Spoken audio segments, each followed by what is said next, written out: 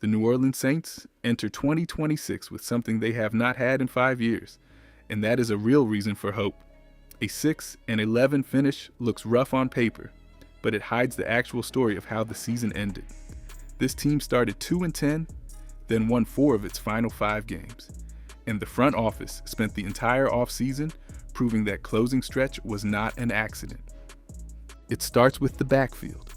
Travis Etienne signed a 4-year deal worth up to $52 million to become the home run threat this offense has lacked for years, arriving after 4 seasons in Jacksonville that produced nearly 4,000 rushing yards and 25 touchdowns.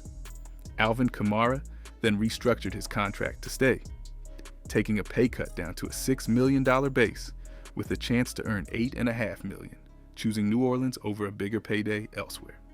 David Edwards joined at guard on a deal worth up to $61 million after 4 seasons protecting quarterbacks in Buffalo, locking down the interior line in front of Tyler Shough. The Saints then used the 8th overall pick on wide receiver Jordan Tyson out of Arizona State, a player some scouts compare to Justin Jefferson, and pairing him with Chris Olave gives defenses a problem they cannot solve with a single plan. One more move changed everything on the other side of the ball, because New Orleans traded for a former top 10 pick during the draft, and the reason it matters will not make sense until you see how Brandon Staley plans to use him. Speaking of Staley, his defense quietly became one of the better units in football down the stretch, led up front by Chase Young and Carl Granderson. Cameron Jordan is returning for one final ride at age 37 on a 1-year deal after leading the team with 10.5 sacks last season, a total that pushed his career mark to 132 sacks across 16 seasons in black and gold, the most in franchise history. The division is soft this year, with Tampa Bay and Atlanta both beatable on paper, and New Orleans just built a roster that matches up with both of them.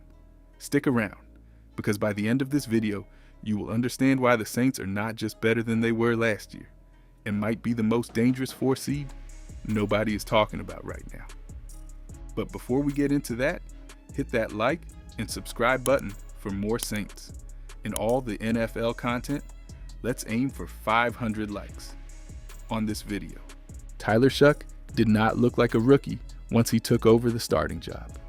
Spencer Rattler opened the season under center, but once Shough stepped in during Week 9 against the Los Angeles Rams, the entire offense changed shape.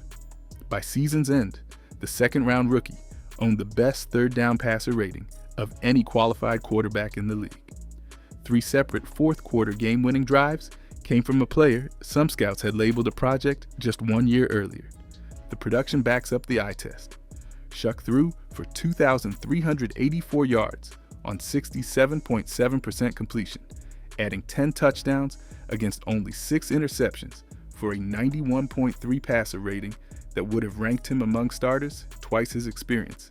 He also chipped in 186 rushing yards and 3 rushing touchdowns, a dimension Rattler never offered. Kellen Moore has coached quarterbacks from Dak Prescott in Dallas to Justin Herbert in Los Angeles to Jalen Hurts in Philadelphia, and he found a system that fit Shough almost immediately for a rookie out of Louisville. The real question is not whether Shough flashed, because he clearly did. The question is whether that level holds across a full 16-game season as the unquestioned starter, with defenses now holding an entire offseason of film on his tendencies. Health is the only variable nobody truly controls, especially with a 27-year-old quarterback who missed extended time earlier in his college and pro career. Everything else about this offense, from the weapons to the coaching staff to the improved line, suggests the answer is yes. While the offense grabbed the headlines, Brandon Staley quietly rebuilt a defense that many had left for dead in his first year running it. New Orleans allowed more than 340 yards of opposing offense exactly once across the final 10 games of the season, and that single game came against the Rams. That kind of consistency is not luck, it is coaching, and it is why the turnaround from an ugly start to a respectable finish was not an accident either. Chase Young posted his 3rd straight season with at least 49 total pressures, adding a career-high 10 sacks. Carl Granderson kept producing at a steady rate opposite him, a player who rarely gets national attention, but never stops affecting games. Cameron Jordan, at age 36 turning 37, still led the entire defense with 10.5 sacks, part of a unit that finished with 44 sacks as a team, and now holds the record for the most games played in franchise history. The interior held up too, with Brian Breesy, Davin Godchaux, Vernon Broughton, and Christian Boyd controlling the line of scrimmage on early downs and forcing opposing offenses into obvious passing situations. Staley's coverage checks in the back end took time to install early in the year, which explains the rocky 2 and 10 start. By December, the unit looked like one of the tougher defenses to move the ball against in the entire conference, losing Demario Davis to the Jets in free agency after 8 seasons stung emotionally, but Caden Ellis returned to the franchise that drafted him on a 3-year deal to help soften that blow at linebacker. Another full offseason inside this scheme, plus continuity across the front 7, should only sharpen that identity heading into the fall. There is one number that got buried underneath the record. New Orleans ranked 25th in first half points last season and finished with the second worst first half point differential in football at minus 121, averaging less than 8 points before halftime across the year. The problem was not moving the ball, it was failing to finish drives the team had already put together, running a perfectly average number of first half plays while converting almost nothing with them.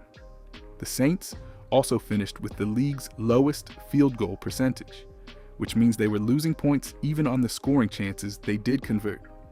On 3rd and 4 through 3rd and 6, a range offenses are expected to convert, the Saints succeeded only 34.4% of the time, a rate that ranked 30th in the league. Manageable downs were turning into punts and stalled drives before halftime even arrived, and the red zone told the same story, with only 8 touchdowns on limited trips inside the 20 compared to 10 field goals. That split alone cost this offense somewhere between 2 and 3 touchdowns across the season. Travis Etienne exists specifically to fix this problem, because he turns 3rd and 4 into 3rd and 2 and creates explosive runs that flip field position. Those explosive plays set up scoring chances instead of forcing the offense to settle for 3 points. When you pair him with Jordan Tyson as a reliable chain mover on 3rd down, the math on those slow starts and stalled red zone trips should look completely different by October. New Orleans landed Jordan Tyson at 8th overall, and the pairing with Chris Olave gives this offense 2 legitimate number 1 receivers for the first time in franchise memory.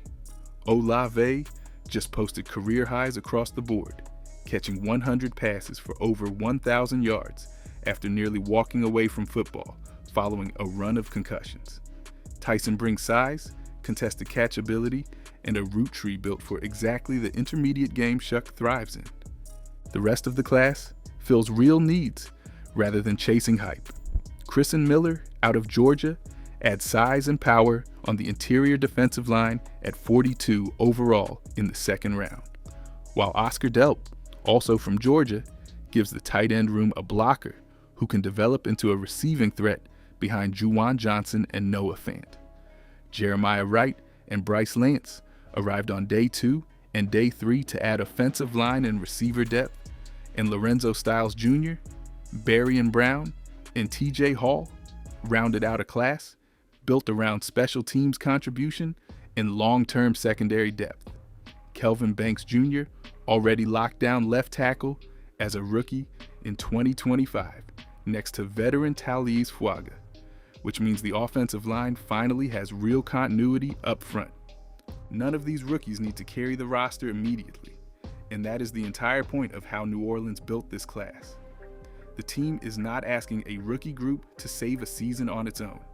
It is asking that group to keep raising the floor while the veterans and the second-year core, including safety Sancore and cornerback Quincy Riley from the previous year's class, do the heavy lifting in 2026. The NFC South is not the gauntlet it once was, because every rival carries real questions at the quarterback position or along the roster edges, and New Orleans built its offseason specifically to exploit that gap. A secondary anchored by Jonas Sankor, Kool-Aid McKinstry, and a returning Julian Blackman, who suffered a season-ending shoulder injury in Week 1 of last year, now has the talent to match up against the pass-heavy attacks this division tends to run. Jordan Howden, safety Justin Reed, and a newly signed Martin Emerson add real depth behind that group. Chris Olave ranked among the league's more productive receivers on a per-target basis a season ago, cracking the league's top 100 players list for the first time in his career, and that kind of weapon changes how division defensive coordinators have to game plan on short weeks. Divisional familiarity usually favors whichever roster improved the most during the offseason, and few teams anywhere in the South added more proven talent at running back, guard, receiver, and along the defensive front than New Orleans did this year. None of this guarantees anything by itself, because division records are decided in November and December, not in the middle of July. A roster this retooled, facing rivals with this many open questions, still should not be treated as an afterthought heading into the schedule release. The Saints have earned at least that much respect with how they spent the offseason. Now remember the name I teased back in the trailer. New Orleans acquired Tyrie Wilson from the Raiders during the draft, sending back a 5th-round pick and receiving a 7th-rounder in return. Wilson entered the league as the 7th overall pick in 2023 out of Texas Tech, but he never found consistent playing time across 3 seasons in Las Vegas, playing under 3 different head coaches and finishing with 12 career sacks, despite the pedigree of a top 10 selection. Here's why the move worked so well for this defense. Cameron Jordan and Chase Young occupy blockers every single snap they play, which means Wilson rarely faces a clean one on one look. Carl Granderson rotates in the same fashion, and depth pieces like Anthony Jennings and Chris Rumpf II spread the reps even further across a room that no longer needs Wilson to be a finished product on day 1. Staley inherited a low-risk asset who simply needs the right environment, and New Orleans built exactly that environment around him without spending real draft capital, giving up only a mid-round pick they were unlikely to use on an immediate contributor anyway. If Wilson rediscovers even half of the traits that made him a top 10 pick, this defensive line becomes one of the deeper rotations in the entire conference. If he does not pan out, New Orleans lost almost nothing chasing that upside. That is what a smart bet looks like in roster building, and it is why this trade deserved far more attention than it received back in April. When you add it all up, the pieces line up cleanly for this team. New Orleans has a rookie quarterback who already looks like a franchise piece, a backfield duo in ETN, and a rejuvenated Kamara that should fix the first half scoring problem, a defense that finished the year playing disciplined football under Staley behind a pass rush anchored by the franchise's all-time sack leader, and a draft class built for the long haul instead of instant headlines. Kamara alone enters the year with over 12,000 career scrimmage yards, 5 Pro Bowls, and 516 career points, the most by any non-kicker in franchise history.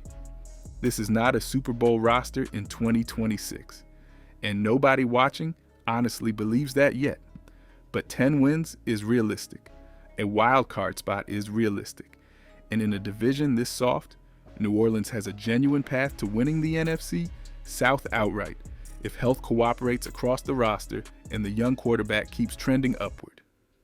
That is a remarkable place to be for a team that finished 6-11 a year ago.